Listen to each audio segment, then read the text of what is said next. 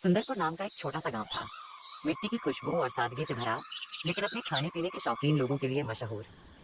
इसी गांव में रहता था रघुनाथ, जिसे सब प्यार से रघु भैया कहते थे।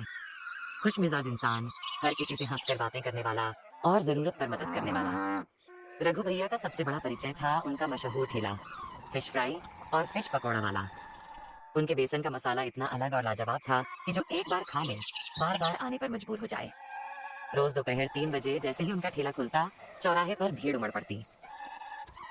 अरे भोला, जरा संभाल के, तेल का छींटा न लग जाए, आज भीड़ ज्यादा है। हाँ भैया, लेकिन एक बात पूछूं? ये मसाले का राज बता दो ना, मुझे भी बनाना आ जाए। अरे ओए, ये मसाले का राज मैंने अपनी माँ को भी नहीं बताया, तू क्या जानेगा? भैया, आपके पकोड़े तो ऐसे लगते हैं जैसे मछली है ही नहीं, बस स्वाद का तूफान है। सही कहा यार। रघु, सच सच बता, तू ये मछली कहाँ से लाता है? कहीं समंदर से सीधा तो नहीं? अरे भाई, मैं भी बाजार से ही लाता हूँ। फर्क बस इतना है कि मैं हमेशा ताजा मछली लेता हूँ और हाँ, प्यार से पकाता हूँ, इसलिए स्वाद अपने आप आ जाता है। वाह, यही वजह है कि तुम्हारे हाथ का खाना खाकर मन खुश हो जाता है। तेल की महक पूरे चौराहे में फैल रही थी। सुनहरे करारे पकौड़े प्लेट में सजते और लोग उन्हें खाते हुए तारीफों की बौछार कर देते। रघु भैया ग्राहकों की बातों से खुश थे, लेकिन मन के किसी कोने में एक चिंता छिपी थी। घर लौटते ही बीमार माँ का सामना करना था।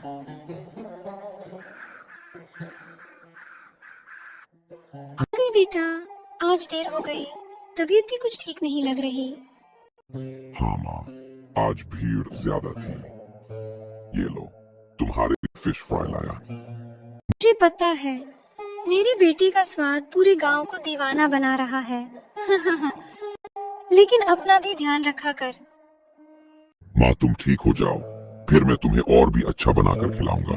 वैसे आज एक आदमी पूछ रहा था रघु का राज क्या है। मैंने सोचा उन्हें बता दूं कि मेरा असली राज तुम हो। माँ की आंखों में आंसू आ गए। रघु ने उनका हाथ पकड़ते हुए कहा, जब तक तुम हो, मेरे पकौड़े का स्वाद भी जिंदा रहेगा। इस तरह रघु भैया का दिन खत्म होता, धूप, मसालों की खुशबू, लोगों का प्यार और माँ की दुआओं के साथ।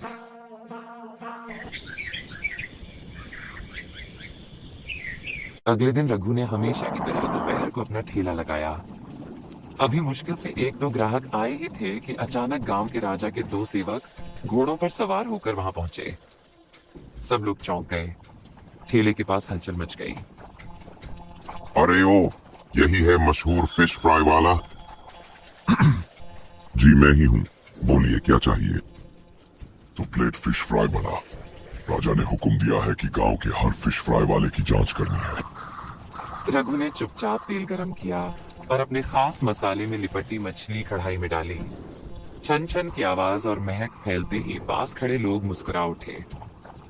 कुछ ही देर में प्लेट तैयार हुई। दोनों सेवकों ने पकौड़े मुंह में डाले और तुरंत आंखें चमक उठी। वाह, ये तो कमाल है। ऐसा स्वाद तो हमने कहीं नहीं चखा। सच कहा, लगता है असली विजेता हमें मिल गया। सुनो रघु, राजा ने कहा है कि जो सबसे अच्छी फिश फ्राई बनाएगा उसे महल में ले आना। हमें तुम्हारी फिश सबसे स्वादिष्ट लगी। धन्यवाद, पर मैं महल जाकर करूंगा क्या? मेरा काम तो यहीं लोगों को खिलाना है। ये तो तुम्हें महल पहुंचकर ही पता चलेगा। राजा का आदेश टालना आसान नहीं है। पर आज तो मैं आ नहीं पाऊंगा। मेरी मछली अभी बिकी नहीं है। अगर रह गई तो खराब हो जाएगी। कल सुबह आ जाऊंगा। ठीक है, तुम्हारी मर्जी, लेकिन कल जरूर आना।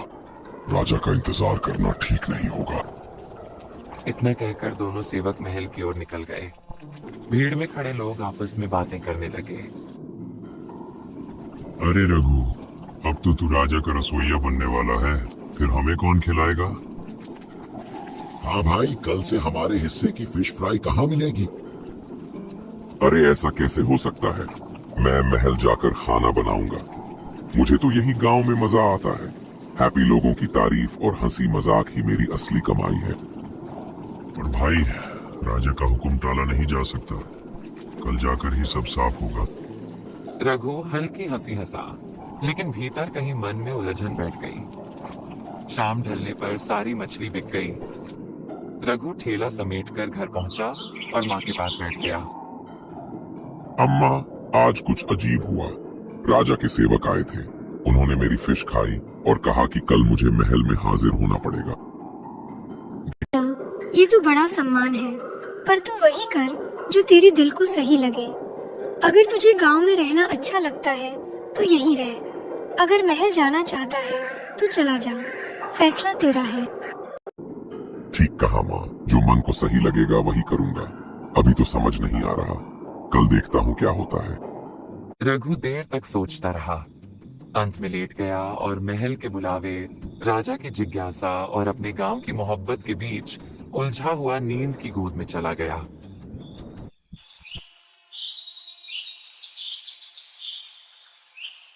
अगली सुबह रघु जल्दी उठ गया। आंखें खुली तो मन में वही सवाल, क्या मुझे राजा के पास जाना चाहिए या नहीं? वह चारपाई पर बैठा सोचने लगा। अगर मैं महल गया तो शायद राजा मुझे वहीं रख लेगा। फिर मैं कभी गांव में ठेला नहीं लगा पाऊंगा। लोगों की हंसी ठिठोली, उनका प्यार, ये सब छिन जाएगा। थोड़ी देर बाद उसने तय कर लिया, जो होगा देखा जाएगा। मैं अपने गांव से नहीं जाऊंगा। वह रोज की तरह बाजार पहुंचा, ताजी मछलियां खरीदी और दोपहर होते ही ठेला सजाकर बैठ गया। ठेला खुलते ही कल के वही दो ग्राहक वहां आ पहुंचे। अरे रघु, तुम तो राजा के महल जाने वाले थे, फिर ये ठेला? क्या हुआ, राजा का बुलावा ठुकरा दिया क्या? हाँ भाई, मैं नहीं जाऊंगा। जो होगा देखा जाएगा। मेरा दिल कहता है कि मुझे यहीं रहकर फिश फ्राई बनानी है। इतना कहते ही राजा का एक सेवक गुस्से से वहां आ पहुंचा। रघु, हमने कल साफ कहा था कि आज तुम्हें महल पहुंचना है, फिर भी तुम यहाँ ठेला लगाए बैठे हो। सुनो भाई, जाकर राजा से कह दो मैं महल में काम नहीं कर सकता। अगर राजा को मेरे हाथ की फिश फ्राई खानी है तो यहाँ आकर खाएं, या फिर तुम रोज ले जाया करो। सेवक का चेहरा गुस्से से लाल हो गया। ये तुम्हारी बहुत बड़ी गलती है, इसका अंजाम भुगतना पड़ेगा। इतना कहकर वह महल की ओर निकल गया। लोग सहम गए, पर रघु ने लंबी सांस लेकर अपने आप को संभाला। उसी समय गांव के एक बूढ़े बाबा ठेले के पास आकर खड़े हो गए।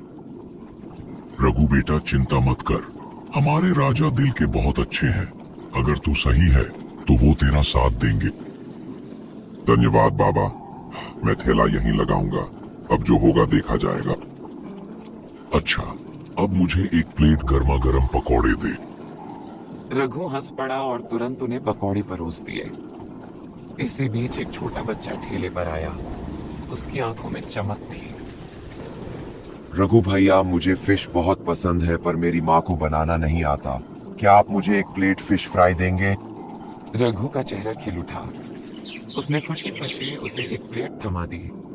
बच्चा खाते ही मुस्कुराने लगा। वाह, कितना स्वादिष्ट है, आप सबसे अच्छे हैं। रघु के दिल में सुकून भर गया। यही तो असली खुशी है, मासूम बच्चों की मुस्कान और गांव वालों का प्यार। महल में ये कहाँ मिलेगा। शाम तक सारी मछली बिक गई। रघु घर लौटा और माँ को सब बताया। अम्मा, आज सेवक फिर गुस्से में चला गया, पर मैंने साफ कह दिया मैं महल नहीं जाऊंगा। गांव ही मेरी दुनिया है। बेटा, तुझे बोलने का हक है। तू वही कर जो तेरे दिल को सही लगे। हमारा राजा न्यायप्रिय है, वो समझेंगे। रघु अपने कमरे में जाकर लेट गया। आंखें बंद करते हुए उसके मन में बस यही ख्याल घूम रहा था, कल क्या होगा ये तो राजा ही तय करेगा। धीरे धीरे उसकी सांसें थमी और वह गहरी नींद में चला गया। सुबह सुबह रघु हमेशा की तरह उठकर तैयार हो रहा था। तभी बाहर से आवाज आई। रघु, ओ रघु, जरा बाहर तो आ, देख कौन आया है। रघु जल्दी से बाहर निकला। बाहर का नजारा देखकर उसकी आंखें खुली की खुली रह गईं। सामने गांव के राजा खड़े थे और उनके दोनों सेवक भी साथ थे। महाराज, मुझे माफ कर दीजिए, मैंने आपका हुक्म नहीं माना। राजा हल्का सा मुस्कुराए और बोले, अरे रघु, इसमें माफी की कोई बात नहीं। मुझे तो अच्छा लगा कि हमारी प्रजा किसी दबाव में आकर काम नहीं करती। अब चल, मुझे तेरे हाथ की फिश फ्राई खिलाकर दिखा। महाराज, कृपया अंदर आ जाइए, मैं अभी बना देता हूँ। नहीं रघु, मैं तेरे घर नहीं, तेरे ठेले पर ही खाना चाहता हूँ। जहाँ तू सबको खिलाता है, वही मुझे भी खिला। राजा और सेवक रघु के साथ उसके ठेले पर पहुंचे। गांव वाले यह देखकर चकित रह गए। रघु ने तुरंत ताजी मछली मसाले में लपेटी और कढ़ाई में डाली। तेल में छन छन की आवाज और महक फैलते ही राजा ने उत्सुकता से कहा, वाह, कितनी सुगंध आ रही है, अब तो मेरे मुंह में पानी आ रहा है। कुछ ही देर में गर्मा गर्म फिश फ्राई और पकौड़े प्लेट में सजकर राजा के सामने रखे गए। राजा ने पहला टुकड़ा खाया और आंखें चमक उठी। अरे, आज तक मैंने इतनी स्वादिष्ट फिश फ्राई नहीं खाई। तेरे हाथों में तो वाकई जादू है रघु।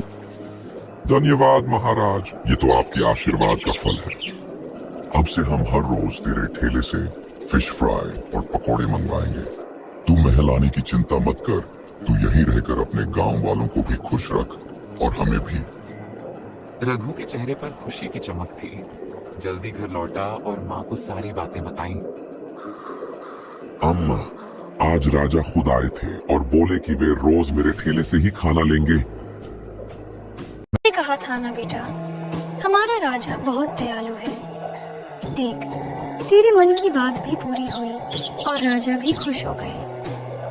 रघु माँ के पास बैठ गया। उसके दिल में गहरी शांति थी। अब उसे पता चल गया था कि असली खुशी महलों में नहीं, बल्कि अपने गांव के ठेले, अपने लोगों और माँ की मुस्कान में है। और इस तरह रघु का ठेला सिर्फ गांव वालों के लिए नहीं, बल्कि राजा की भी पहली पसंद बन गया।